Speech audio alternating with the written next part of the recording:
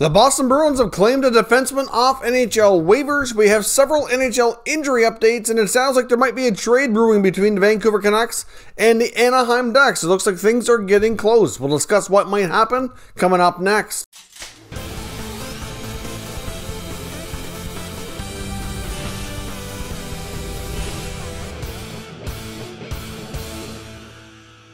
So welcome back to another video here at Top Shelf Hockey. Now, as I mentioned, we have a variety of things to talk about. Earlier today, we learned that the Boston Bruins have put in a claim on the NHL waiver wire to take Jared Tinordi, defenseman formerly of the Nashville Predators, who was placed on waivers yesterday. Of course, as we know, the Boston Bruins have had a fair share of blue line injuries lately, and it's really been speculated since the beginning of the season, since training camp, that they might try to bolster that left side of their blue line, some added depth and size back there, and they accomplished that here with Tinordi. Now, Jared Tinordi's by no means a superstar, not going to blow anybody away, but he has kind of rejuvenated his career a bit in the last year or two, getting a little bit more of an opportunity with Nashville, and certainly a guy who can provide, I think, some decent third pair minutes. The guy's an absolute monster back there, 6'6", 225 pounds. Now, he's not going to play the same kind of style they're used to with Chara, who they're obviously missing back there on the blue line, I think, fair to say. A different style of the game, but Tinordi, like I said, he's got the size, gets around okay for a guy his size as well. It was originally a first-round pick of the Montreal Canadiens back like a decade ago. It certainly went through his fair share of ups and downs. I do believe that he was suspended once as well through the NHL for a substance abuse issue, so he had some hard, rough personal issues that have been dealt with. Put in some time in the minors for a few years and has continued to battle here for an NHL opportunity. Like I said, the last couple of years, after putting in some solid AHL time with the Predators organization, he's gotten a little bit of time there. He's played in 7 games this year, so we'll see what kind of depth that adds for the Bruins. A decent pickup, certainly somebody on a cheap contract for the remainder of the season, so very low risk, potential high reward, and somebody who can fill in and kind of help them out here as they go through battling the injury bug. Now, speaking of injuries, the NHL has certainly seen its fair share of them recently. We have a few updates here for you. Austin Matthews was out tonight with the Maple Leafs. Apparently, he's been dealing with a wrist injury pretty much all season and re-aggravated something, so he's sitting out tonight against the Edmonton Oilers,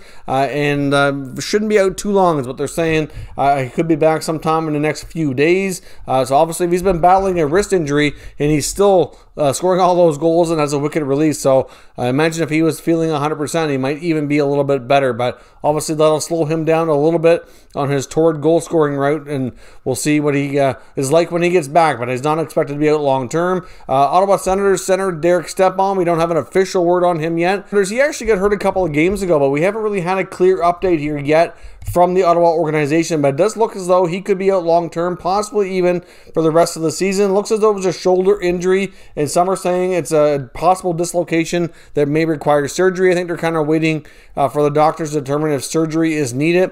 So if it is, it would be a 4 to 6 month recovery, which would basically shut him down. And as much as he didn't get off to a great start and had a hard time adjusting to being with the Senators, he was actually starting to fit in well, playing a lot with Stützle and Matherson, and actually was doing a lot better for a few games before the injury happened. So we will see. I think at this point, the Senators would like to get him back if possible, but certainly going to be, cause issues for their depth down the middle. And obviously somebody they were probably hoping to flip at the deadline to get some kind of an asset back if they were able to. So we'll see once we know more on Stepan, but it could be bad news there. Same goes for Jason Zucker, the Penguins. We don't have a definitive timeline on him yet, but he certainly went down awkwardly. Looks as though serious injury in the knee area or something. So he's going to be out longer terms. All they're saying right now as well. We don't really have a definitive timeline, like I said, but somebody that the Penguins are going to be missing. They did get Jared McCann back tonight, and he's gotten off to a good start, putting up a goal. So we'll see if he can fill in a little bit. And the other big blow for the Sabres, like they needed another one,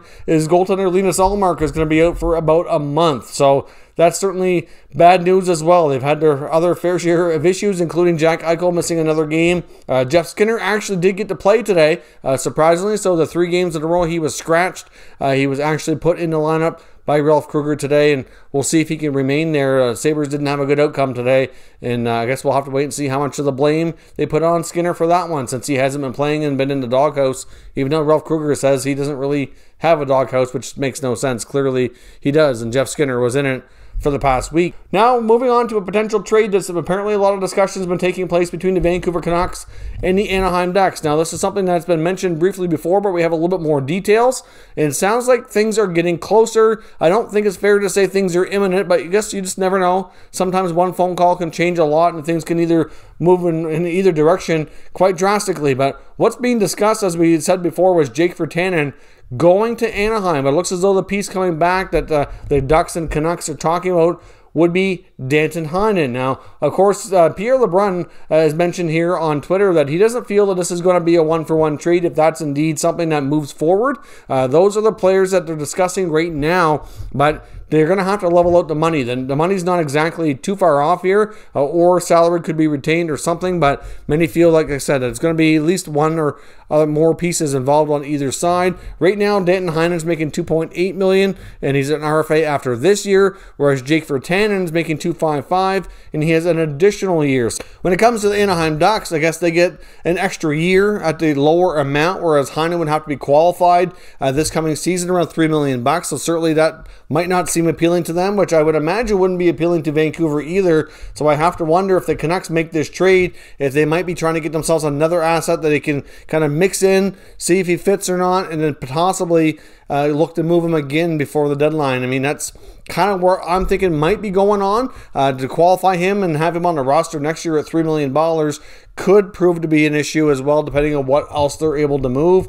I mean, obviously, they have a guy like Sutter, for example, is coming off the books, but they still got Eriksson for another year. We have the big contracts coming up for Hughes and Pettersson, so I'm not really sure with the Canucks salary cap situation what all else would be involved here, but certainly a situation that they're discussing further to see what they can get figured out. Now, of course, Virtanen, as a player, has been a lightning rod, and Vancouver has kind of been, up and down throughout the last few years since he's been, a regular in the Canucks lineup. Now, Danton Heinen as well, which I didn't realize until today, is that he's actually from the Vancouver area. He's from Langley, so obviously it'd be a bit of a homecoming for him to go play for the Canucks. So, of course, he started in Boston, did pretty well there for a few years, then was traded to Anaheim last year. So, obviously, he be a different kind of player than Virtanen, but again, not really sure that that's their biggest issue on how to solve everything in Vancouver right now. They need to get themselves back on track, but certainly Virtanen, I think, could use a fresh start,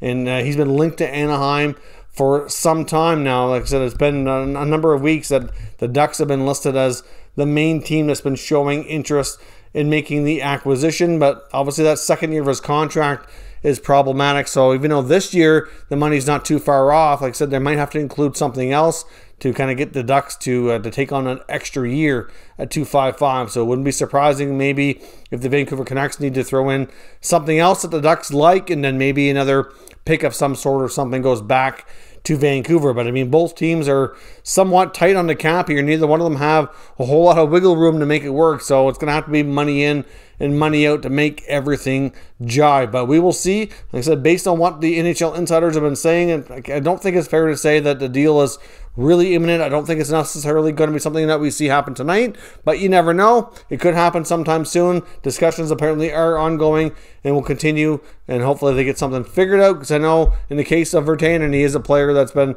rumored to be on the move for some time. I did see one source as well mentioned earlier that both players apparently were kind of under the impression that they were getting traded and they were kind of waiting for more details, but I guess that likely would have come from their agents most likely, but we'll see. Things might be closer than they appear, and we'll be reporting back if indeed a trade does happen here in the short term or when it does. So let me know your thoughts on this potential deal down in the comments, and we'll discuss further. If you're new to the channel, consider subscribing and turning on your notifications so you don't miss any future content. And give this video a thumbs up if you enjoyed it. I'd appreciate it if you did. As always, thank you for watching, and I'll catch you next time.